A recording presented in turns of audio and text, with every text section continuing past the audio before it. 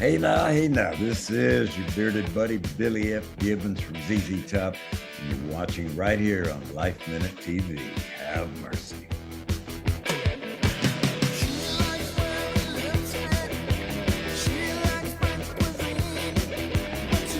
He's one-third of that little old band from Texas, ZZ Top.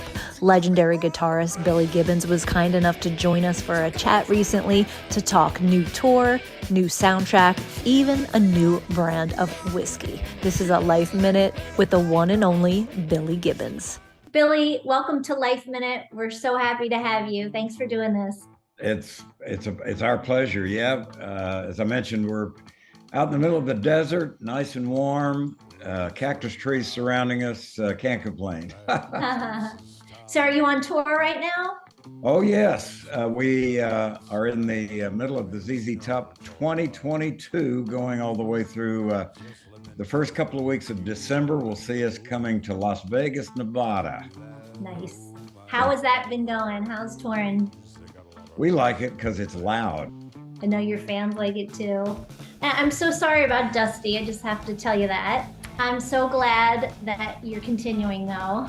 We are moving on. He instructed us to give his guitar to Elwood, and I gotta say, it's kind of like a new band. Dusty played with his hands. Elwood uses a pick, so there's a little more pointedness. I think there's some focus that has been brought to the party.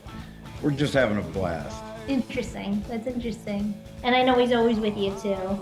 So that's neat that he told you to continue doing that. Yes, indeed. And tell us about Raw too. It's been out for a bit, but tell us about that.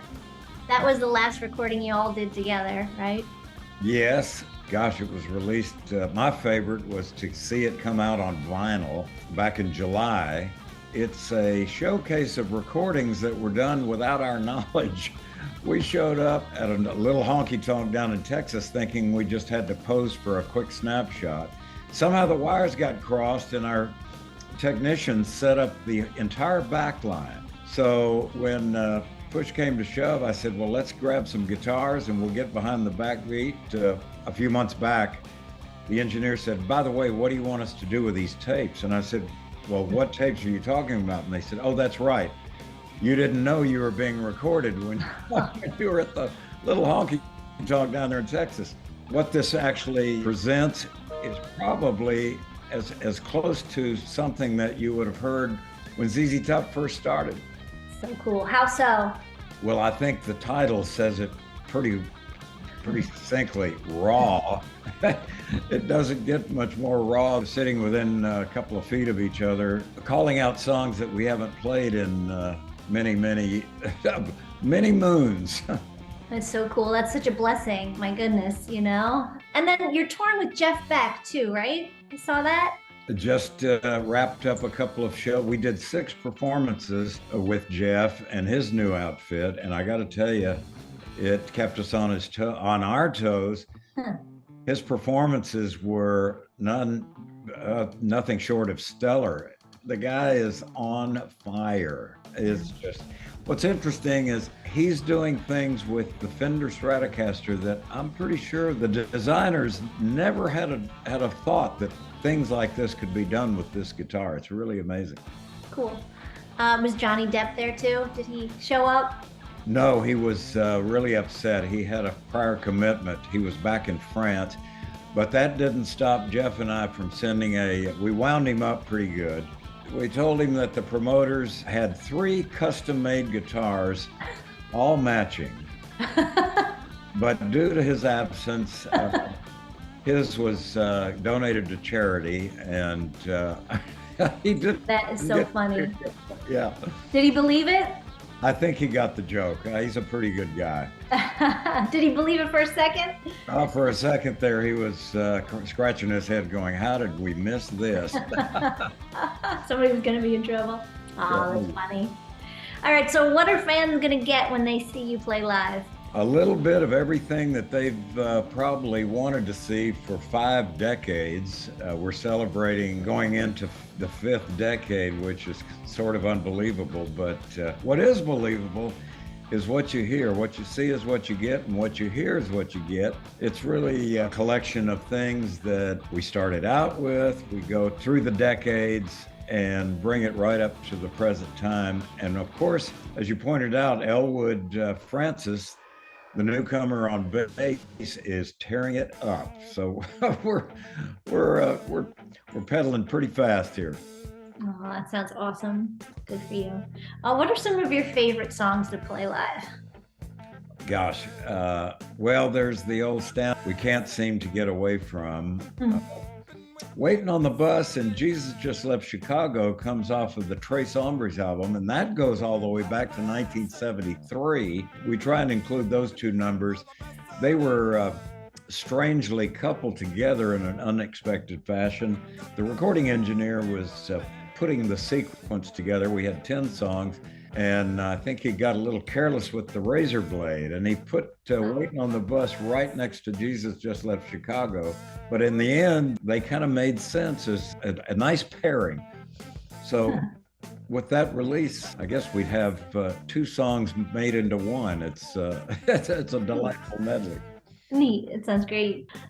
You're referred to by so many as one of the greatest guitar players of all time. How does that make you feel when you hear that? That's a lot to live up to. In fact, I had time to spend with Jeff Beck backstage, and he said, well, gee whiz, he said, what do you make of all this adoration on the way we play guitars? And I said, well, as long as we keep it to 2 or 3 chords, I think we'll have it pretty well worked out. He said, I think I may have it easier. He said, I play instrumentals, I don't have to sing. And I said, well, there's one song where you do sing.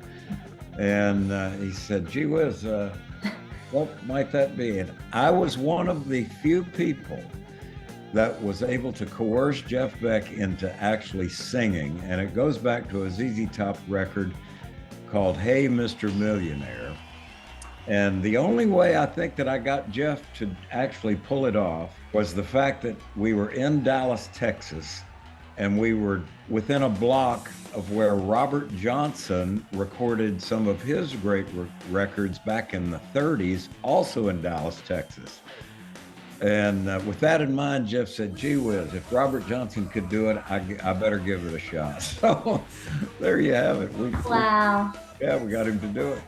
Oh, that's so neat. Were you self-taught on the guitar? Yes, I got a guitar after pestering my parents for at least a year, wanting to wrap my hands around a guitar. And sure enough, on Christmas Day, I had just turned 13, 9 days earlier.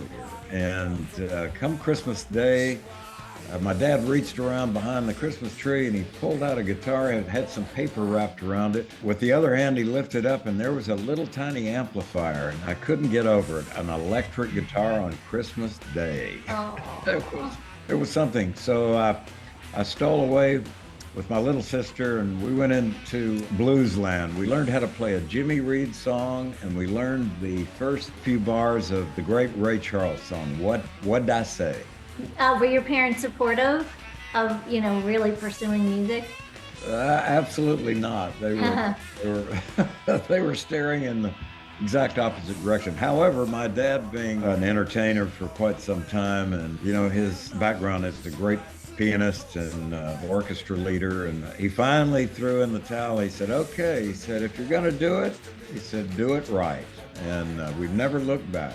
Wow, that's so neat. Did they see you become famous? I remember in 1983, the Eliminator record had just been released, and we were traveling through Europe, and we had 2 shows in London. My dad, being from England, he decided to take my mom away from her sightseeing trip in France. They decided to show up at the Hammersmith Odeon. And after the show was over, we met, and my dad put his arm around me. He said, gee whiz, he said, you get to be a big star. And I said, oh, well, thanks. And he said, by the way, he said, don't forget the grass back home needs mowing. I'll need your help. Keeping you humble. Oh, yeah. And how did you start ZZ Top? I had bumped into Billy Etheridge who was actually recruited to play bass. And being from Dallas, Texas, he was quite well acquainted with a lot of the players, and he had a favorite drummer, and he heard me bragging on the Jeff Beck group early on. And he said, "Oh, gee," he said, "I know a guy that plays like Jeff Beck's drummer." And I said, "No way." And he said, "Oh, yes, way." And that's when I was introduced to the man with no beard, Frank Beard. No sooner had Frank come down to show off what he could do, he said, "By the way," he said, "I've got a guy that you might like the way he plays bass." I said, "Well," I said, "I think we're pretty well set." He goes, "Well, why don't we give it a shot?" And I said, "Okay, what the heck? I'll give him 5 or 10 minutes. I'll know." We wound up playing a shuffle in the key of C for not 1, not 2, but 3 hours. Wow. I said, something's percolating here. I think we got it. So there we were. That's really the backbone of ZZ Top. Oh, wow. And how did the Beards come to be? One word: laziness. Really? Oh yeah, we back in 1976 was the great bicentennial year, and we'd been on the road for 7 straight years, and we decided to take a break.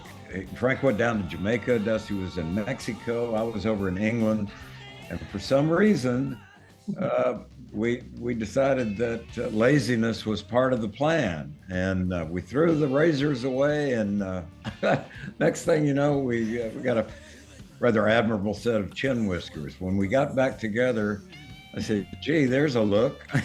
So what started off as a disguise became a trademark. But I must say, we're getting close to the one night, I can go out on Halloween. "Hey, dude, you look like that ZZ Top guy. You're gonna win the contest." Right. Oh, that's funny. I always thought you guys were brothers when I was little. Brothers in blues crime. Yeah, that's it went. Yeah. What inspires you creatively? That thing we call the horizon. Sometimes it seems close, sometimes it seems far away, but you're never really quite sure what's over that next rise. And I think that's what keeps us guessing, and it's certainly something that keeps the creative spirit alive. We really don't know what's going to light the fuse, but we keep the Zippo in hand. What's something no one knows about you or ZZ Top? Something that one doesn't know about us in ZZ Top. Do we sleep with the beard under the covers or over the covers? And I wish I could answer you. I don't know. I'm always asleep. What do you want people to take away when they listen to your music? Well, cast in stone these days. It's all about having a good time. When you come to a ZZ Top show, bring your dancing shoes. Earplugs are optional. But it's all about having a good time. And I think that's what started us off. And we've managed to keep that in hand since day one. Yep. Let's have a good time. Awesome. And you mentioned Jeff Beck, but any other guitarists of today you think are particularly good? Yes, in fact, I was talking with our dear good friend, Mr. Jimmy Vaughn, and this marks the 10th year that I'll be joining Jimmy Vaughn on stage down in Texas. We have the luxury of taking the holiday season kind of away from the road, but about 10 years ago, Jimmy and I joined up with the great keyboard player, Mike Flanagan, who introduced us to the great guitar player, Sue Foley, and we recruited the drummer who gained fame by playing with Stevie Ray Vaughan, Jimmy's younger brother, Mr. Chris Layton. So the 5 of us put together a show called The Jungle Show. And to this day, Jimmy and I, we waste no time in sharing a little bit of this and a little bit of that. It's still, it's a great inspiration to get together with my good buddy, Jimmy Vaughn. Oh, that's nice. What's something your current self would tell your younger self? The current self would tell the younger self, watch out. Think twice about grabbing that guitar. You got to have plenty of room in the trunk. You got to have plenty of room in the back closet. As the old saying goes, One's too many and 100 ain't enough. What's your biggest life tip? Biggest life tip.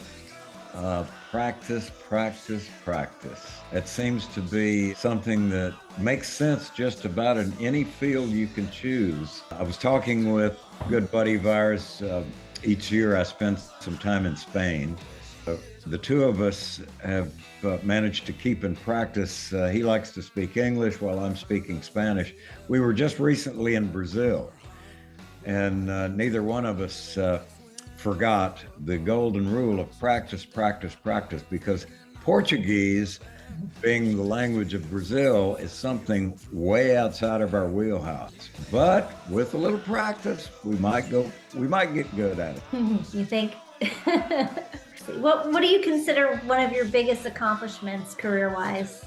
Gosh, the greatest accomplishments in this career. It's a long one. It's been an enjoyable one. Can't complain about having 5 decades behind us. We kind of make fun of the fact that we can remember the words to the songs. We recently did a TV show, and they asked us if we needed a teleprompter, and I was so proud of Frank Beard, the man with no beard, and Elwood Francis said, "What is a teleprompter?" So they were quite happy that we remembered the words. Aw, that's great. Big accomplishment. And you have a whiskey out too. You gotta tell us about the whiskey. Oh, there is a ZZ Top whiskey. It comes from the famous distillery down in Texas. Balcones Whiskey has just introduced not one, but 2 versions of what they're calling their ZZ Top formulation.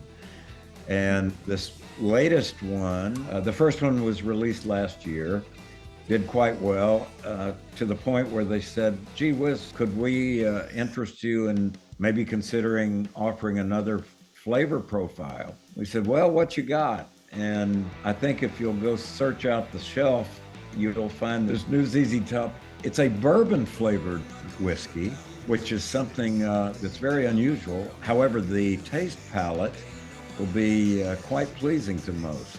I'd say go get it. Like ZZ Top. Does it taste like ZZ Top would taste? Well, it'll take you to the top. If you have enough of it, it'll sure take you to the top, if not the bottom.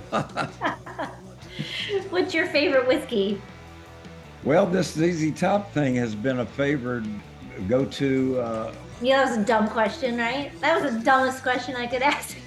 For about the year, but I had a recent conversation with my old pal Keith Richard, and we were talking about whiskey, and he said, "Gee whiz," he said, I like that ZZ Top whiskey, the Tres Hombres." And I said, "Yeah, great." And I said, I still have a bottle that Keith Richard gave me way back when we first paired up with the Rolling Stones, and it's been a long-standing story that ZZ Top got hired to play with the Rolling Stones back in 1972. We did 3 shows together in Hawaii, and those memories are quite fond, including the bottle of Rebel Yell whiskey that Keith Richards handed over. I said, "I've still got a bottle of Rebel Yell." And he said, "Well, you better watch it." I said, "All right." Will there be any new music coming or any collabs you wanna do? Yes, I recently did a song with our buddy Tim Montana and Chris Stapleton. We wrote a song together and performed it quite handily in the studio. It's called River of Sweet, and it was inspired by our travels into the studio. Talking about collaborations, Chris Stapleton is one of my favorite guys. He works with Mike Henderson. They had a band forever, the Steel Drivers, and then Mike Henderson and the Blue Bloods, a great blues band, but also Keith Urban. And I saw Keith just last week. He came out to see the ZZ Top and Jeff Beck show, and we talked for the longest time. And he was madly scribbling out some notes, and I said, "Gee whiz," I said, "have I forgotten something?" He says, "No." He said, "I'm writing out song titles." Oh yeah, Keith Urban, a great guitar player, really great guy. This is a mundane question, but it usually elicits a good answer. What does music do for people?